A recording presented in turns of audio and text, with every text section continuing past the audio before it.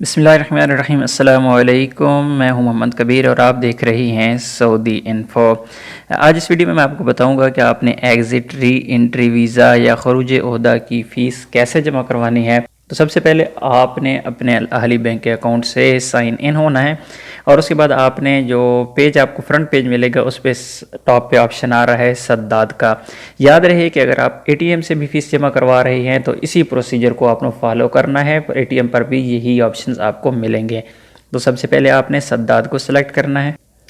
सद्दाद को सिलेक्ट करने के बाद आपके पास ऑप्शन आ जाते हैं मुख्तलिफ। इनमें से आपने जो सिलेक्ट करना है वो है government payments and refund. Government payments and refund select करने के बाद आपने टॉप पे दो ऑप्शन आ रहे हैं, एक रिफ़ंड का और पेमेंट्स का। तो ऑलरेडी पेमेंट सेलेक्ट है, आपने पेमेंट को सिलेक्ट कर देना है और उसके बाद आपने नीचे सेलेक्ट करना है यहाँ पे फ्रॉम क्विक पे, ये आपका अकाउंट शो हो रहा है और उसके नीचे हो रहा है पे गवर्नमेंट पेमेंट्स। आपने पे गवर्नमेंट पेमेंट्स पे प्लीज़ सेलेक्ट ए बिलर को सिलेक्ट कर देना है। इसके बाद टॉप पे आपके पास जो ऑप्शन आ रहा है वो है अलाइन कंट्रोल का, आपने इसको सिलेक्ट करना है। उसके बाद आपके पास एक और ऑप्शन आ जाता है यहाँ प्लीज़ सेलेक्ट ए सर्विस, यहाँ पे आपने सर्विस सेलेक्ट करनी है। तो यहाँ पर आपके पास शो हो रहा है दो किस्म का, issue exit re entry visa single और issue exit re entry visa multiple. तो आमतौर पर जो छुट्टी लगती है वो लगती है सिंगल वीज़ा एंट्री की, तो आपने exit re entry visa single को सिलेक्ट करना है।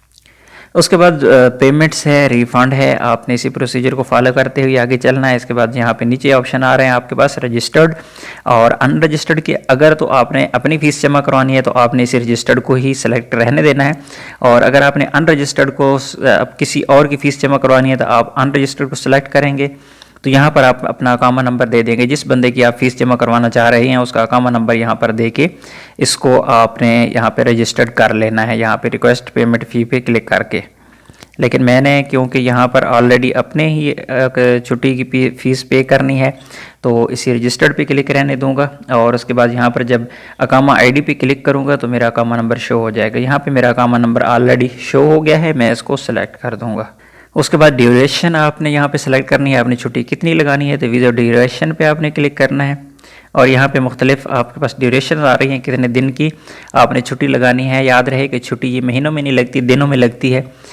टोटल 30 डेज़, 60 डेज़, 90 डेज़, ये नहीं होता कि 2 महीने है, 3 महीने है। तो जिस तरह जितने भी दिन आपने सेलेक्ट करने हैं, मैं यहाँ पे 30 सेलेक्ट कर रहा हूँ, 30 मैंने सेलेक्ट कर दिया। और उसके बाद रिक्वेस्ट पेमेंट फ़ी पे क्लिक कर दूँगा। तो यहाँ पर सारी डिटेल मुझे शो इसने करवा दी है। एक दफ़ा आप डिटेल कंफर्म कर लें कि आपकी 30 दिन की छुट्टी है और आपके 200 रियाल फ़ीस लगेगी, आपका नाम यहाँ पे शो हो रहा है। तो उसके बाद आपने यहाँ पे शो फ़ी डिटेल पे क्लिक कर देना है। अगर आपने डिटेल चेक करनी है, अगर डिटेल चेक नहीं करनी तो आप सिंपल इसको पे कर दें और प्रोसीड पे क्लिक कर दें।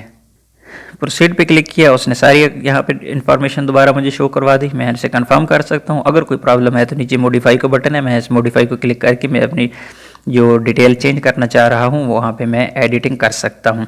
तो यहाँ पे मैं इसको कंफर्म कर देता हूँ। क्योंकि मेरे अकाउंट में इस वक्त बैलेंस नहीं है, इस वजह से मुझे यहाँ पर इसने एरर शो करवा दिया है, वरना ये फ़ी पे कर देता। जो ही मैंने कंफर्म पे क्लिक किया तो इसने मुझे एक SMS सेंड करना था मोबाइल पे, 4 हिस्सों का कोड।